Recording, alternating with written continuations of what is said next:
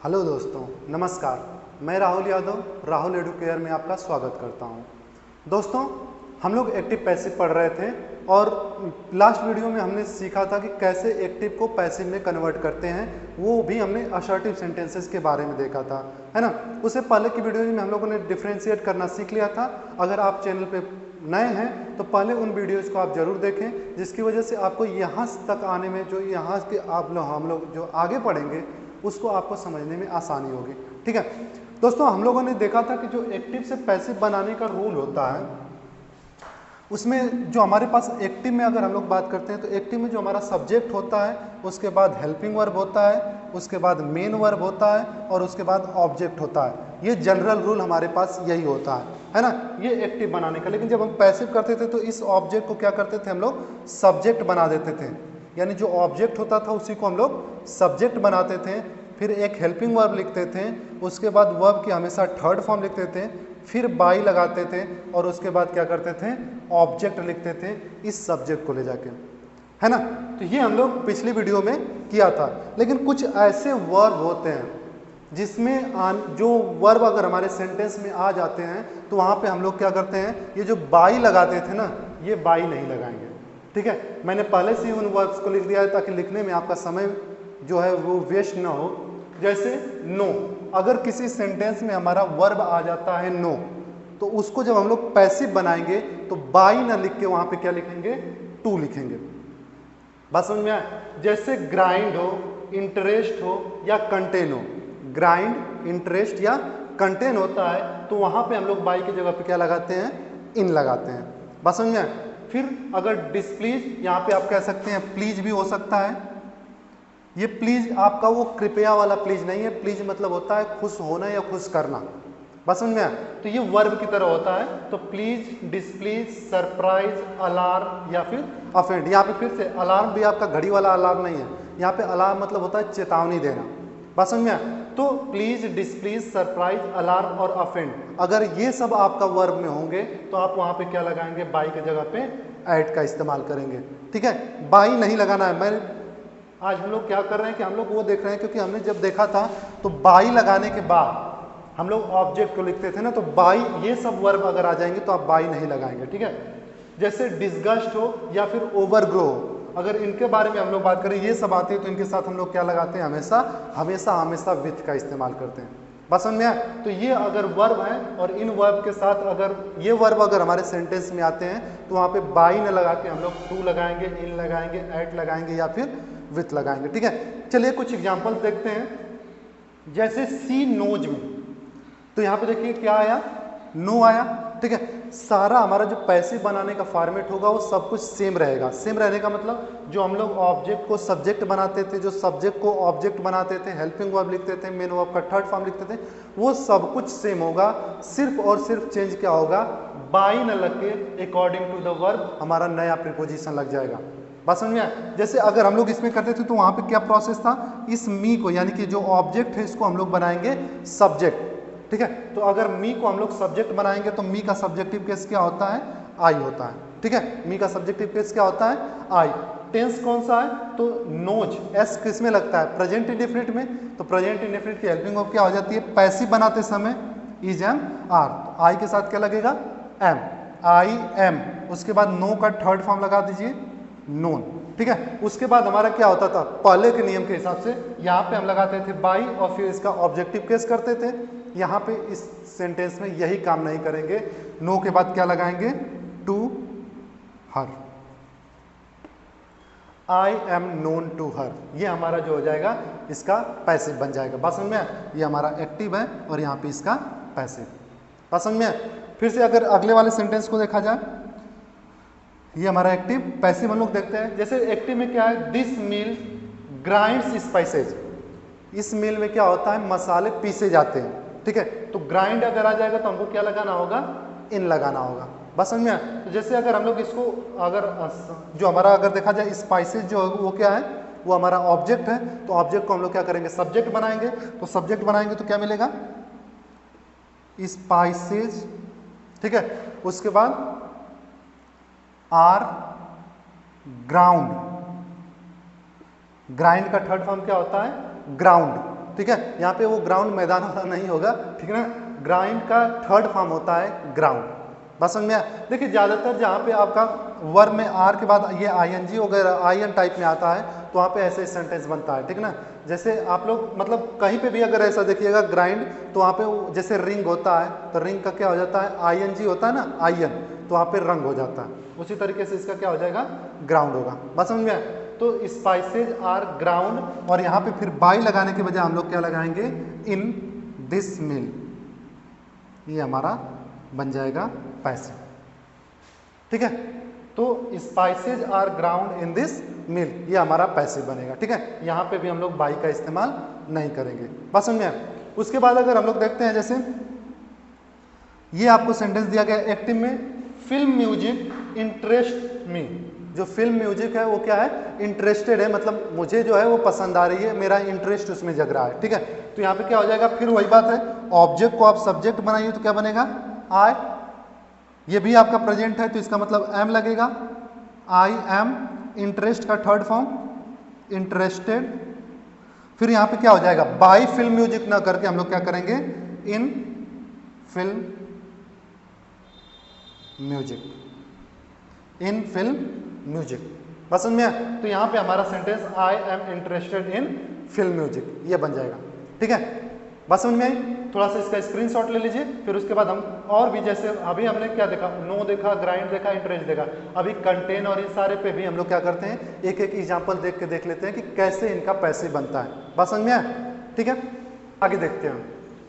जैसे your misconduct has displease the principal, your misconduct has displease the principal. अगर इसका पैसे हम बनाएंगे तो फिर वही बात, हमारा ऑब्जेक्ट क्या है, द प्रिंसिपल, तो यहां पे हो जाएगा द प्रिंसिपल, द प्रिंसिपल। उसके बाद देखिए हैज है, इसका मतलब इसका पैसिव क्या बनेगा, हैज बीन या हैव बीन। प्रिंसिपल सिंगुलर है, means it will be has been displeased, displeased. उसके बाद हम लोग बाय लगा के योर मिसकंडक्ट लिखना चाहिए, लेकिन मिसकंडक्ट जो होता है यहाँ पे जो डिस्प्लीज शब्द लिखा है, डिस्प्लीज के बाद हम लोग क्या लगाते हैं, एट लगाते हैं। बस समझ में आया? तो यहाँ पे क्या लग जाएगा, the principal has been displeased at your misconduct, at your misconduct. बस समझ में आया? उसके बाद अगर हम लोग इसमें बात करते हैं, let this be warning, right, and surprise. The sudden warning surprised everybody, the sudden warning surprised everybody. तो इसका क्या हो जाएगा, everybody will be your object, then it will comes as everybody, right. Surprised, surprised means it is past indefinite tense. Then what is the helping verb for past indefinite tense in passive, it is was या were. तो यहाँ पे everybody will be singular means it will be was. Everybody was surprised, everybody was surprised, और surprise के बाद हम लोग क्या लगाते हैं, at, तो क्या हो जाएगा, at the sudden warning, at the sudden warning, ठीक है। His son's action have disgusted him, his son's action have disgusted him। तो यहाँ पे him आपका सब्जेक्ट बन जाएगा, मीन्स यहाँ पे हो जाएगा him, sorry it will B he। him का सब्जेक्टिव केस क्या होगा, he। तो he उसके बाद have है तो क्या हो जाएगा यहाँ पे, has been। disgust already third form में है तो ये हो जाएगा disgusted, डिस्गस्टेड। और डिस्गस्ट अगर आ जाएगा तो उसके साथ आपका प्रीपोजिशन क्या लगेगा, विथ। तो यहाँ पे आप लगा दीजिएगा he has been disgusted with, और फिर ये पूरा का पूरा उठ के आपका आ जाएगा his sons action, he has been disgusted with his sons action, right. Now come to next question, her frequent grumbling offends the boss. तो यहाँ पे ऑब्जेक्ट क्या है, द बॉस, तो ये क्या हो जाएगा, the boss, the boss offends, yes लगा हुआ है, इसका मतलब ये प्रेजेंट इंडेफिनिट टेंस होगा। प्रेजेंट इंडेफिनिट टेंस के लिए हेल्पिंग वर्ब क्या होगा, is, the boss is offended, offended, और यहाँ पे ग्रम्बलिंग अगर शब्द आ जाएगा तो ग्रम्बलिंग के लिए हम लोग क्या लगाते हैं, सॉरी ऑफेंड के लिए क्या लगाते हैं, grumbling is a noun, it is gerund form, this is your offend, offend के साथ क्या लगाएंगे आप, एट का यूज करेंगे। तो यहाँ पे the boss is offended at her frequent grumbling, her frequent grumbling, ठीक है। तो ये आपका पूरा सेंटेंस इस तरीके से हमारे जब आएंगे, मतलब ये सारे जो वर्ब आएंगे, इन सारे वर्ब के साथ हमेशा आप बाई न लगा के कोई और प्रीपोजिशन लगाएंगे। जैसे नो के साथ हमको टू लगाना है, इंटरेस्ट हो या कंटेन हो तो इन सबों के साथ हम क्या लगाएंगे, इन लगाएंगे। प्लीज हो, डिस्प्लीज हो, इन सब के साथ हम लोग एट लगाते हैं, ठीक है। ओवर, ग्रो या फिर डिस्गस्ट वगैरह होता है तो यहाँ पे हम लोग क्या लगाते हैं, विथ का यूज करते हैं, ठीक है। ये इतना समझ में आया। उसके बाद हम लोग कुछ आगे बढ़ते हैं, ठीक ना। चलिए कुछ नए रूल्स देखते हैं, ठीक है। जैसे हमने एक्टिव से पैसिव बनाना तो सीख लिया, उसमें हम लोगों ने देखा था कि हम लोग नॉर्मली अगर एक्टिव पैसिव होते हैं तो पैसिव बनाते समय हम लोग बाई लगा के सब्जेक्ट को ऑब्जेक्ट बनाते हैं। लेकिन अभी हमने देखा कि कुछ ऐसे वर्ब होते हैं जहाँ पे बाई न लगा के इन लग सकता है, टू लग सकता है, विथ लग सकता है, मतलब कोई दूसरा प्रीपोजिशन आपका लगेगा, ठीक है। उसी तरीके से जब हम लोग बाई लगा के सब्जेक्ट को ऑब्जेक्ट बनाते थे, लेकिन कुछ ऐसे हमारे सब्जेक्ट होते हैं जिनको बाई लगा के हम लोग नहीं बनाना चाहते हैं, ठीक है। बनाना चाहते हैं का मतलब यह है कि आप बना देंगे तो गलत नहीं होगा, लेकिन ज़्यादातर जगहों पे आपको नहीं मिलने वाला है, ठीक ना। जैसे मान लीजिए आपका MCQ में आ ही गया किसी कंपटीशन में और वहाँ पे बाई लगा के आपको ये क्वेश्चन में वो सब्जेक्ट न दिया हो तो आप ये नहीं कहेंगे, और ऑप्शन में नॉन ऑफ दे दिया हो तो आप कंफ्यूज हो जाएंगे कि बाई लगा के तो बनाते ही है, यहाँ पे नहीं दिया, इसका मतलब नॉन ऑफ दिस पे आप मार के चले आएंगे, ठीक है। तो पहले हम लोग उसको भी देख लेते हैं। कुछ ऐसे सब्जेक्ट होते हैं जिनको ऑब्जेक्ट के तौर पे हम लोग नहीं भी बनाएंगे तब भी हमारा ऑब्जेक्ट सेंटेंस क्या होगा, सही होगा, ठीक है। जैसे everybody, somebody, anybody, one, anyone, they, someone, everyone, ये सब जब भी आपको सब्जेक्ट के रूप में मिले, ठीक है, somebody, anybody, someone, anyone, everybody, anyone, ठीक है, कुछ भी अगर आपको इस तरीके का सब्जेक्ट में मिलता है तो याद रखिएगा उसको हम लोग ऑब्जेक्ट में नहीं ले जाते हैं, मतलब बाई लगा के जो हम लोग लगाते थे ना उसको यहाँ पे नहीं ले जाएंगे, ठीक है। बात समझ में आए। उसके अलावा कुछ ऐसे सब्जेक्ट आपको मिल जाएं जो कि वर्ब को, जो जैसे ऐसे एज्यूम किया जाता है कि जो जिसके लिए बना हुआ हो, अगर वो वही काम उस सब्जेक्ट में, उस सेंटेंस में कर रहा हो, ठीक है। जैसे पुलिस का काम क्या होता है, पुलिस का काम जनरली क्या होता है, चोर को पकड़ना, यही होता है ना। पुलिस का काम क्या होता है, चोर को पकड़ना। तो अगर हमारे सेंटेंस में सब्जेक्ट पुलिस हो और वर्ब कुछ ऐसा हो कि अरेस्ट किया गया हो या कुछ ऐसे करके दिया गया हो, वहाँ पे भी हम लोग बाई को नहीं लगाते हैं, अपने आप चीज़ें अंडरस्टूड हो जाती हैं। बात समझ में आए। जैसे डॉक्टर है, डॉक्टर का काम क्या होता है, डॉक्टर का काम करना जनरली होता है दवा देना, इलाज करना, ऑपरेशन करना। तो ऐसे चीज़ों में अगर आपका रहेगा तो वहाँ पे सब्जेक्ट के रूप में अगर डॉक्टर है और वर्ब भी कुछ इसी तरीके का है कि दवा दे रहा है, ऑपरेशन कर रहा है, ठीक है, डायग्नोसिस कर रहा है, तो उस केस में भी हम लोग बाई का इस्तेमाल नहीं करते हैं। जैसे पुजारी होते हैं, पुजारी का काम होता है पूजा करना और वहाँ पर आप वो कर रहे हो तो इसलिए वहाँ पर भी आप बाई का इस्तेमाल नहीं करेंगे। बात समझ में आए। तो इस तरीके से ध्यान रखिएगा, यहाँ पे आप ETC का यूज कर सकते हैं कि ऐसे सब्जेक्ट आएंगे। बहुत सारे सब्जेक्ट होते हैं बट जनरली आप एक ही मतलब एक तरीके से आप एक कॉन्सेप्ट समझ लीजिए कि जो सब्जेक्ट जिसके लिए बना हुआ है, जिसके लिए नोन है, जिसको हम लोग जानते हैं कि ये यही काम करता है, अगर वर्ब भी उसी से रिलेटेड है तो वहाँ पे आप बाई का इस्तेमाल नहीं करेंगे। बात समझ में आए। जैसे एक आध एग्जाम्पल ले लेते हैं, जैसे someone has stolen, someone has stolen my pen, right, someone has stolen my pen, ये मान लीजिए आपका एक्टिव बन गया।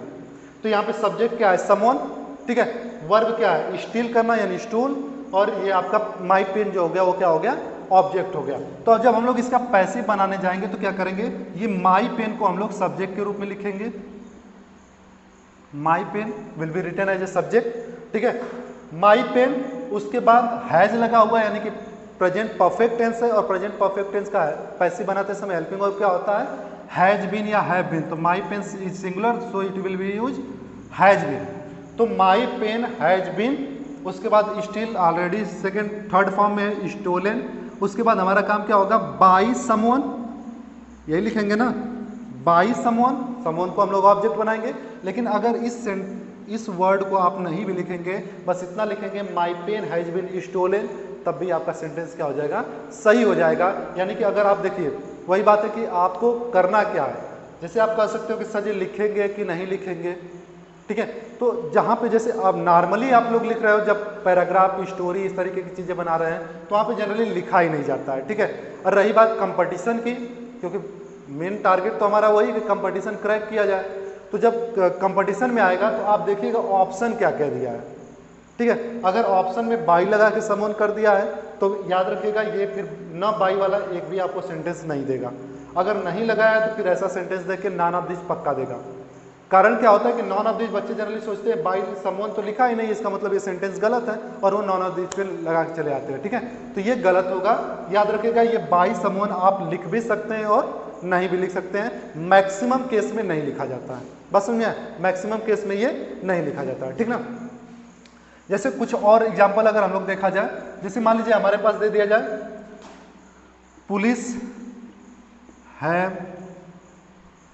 Police has arrested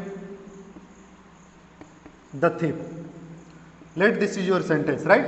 police has arrested the thief. अब यहाँ पे अगर हम लोग पैसिव की बात करते हैं, police has arrested the thief को, तो इसका मतलब ऑब्जेक्ट हमारा क्या होगा, द थिफ होगा। और द थिफ को जब हम लोग आगे लेके चलेंगे तो यहाँ पे क्या बनेगा, the thief has been arrested by police, right.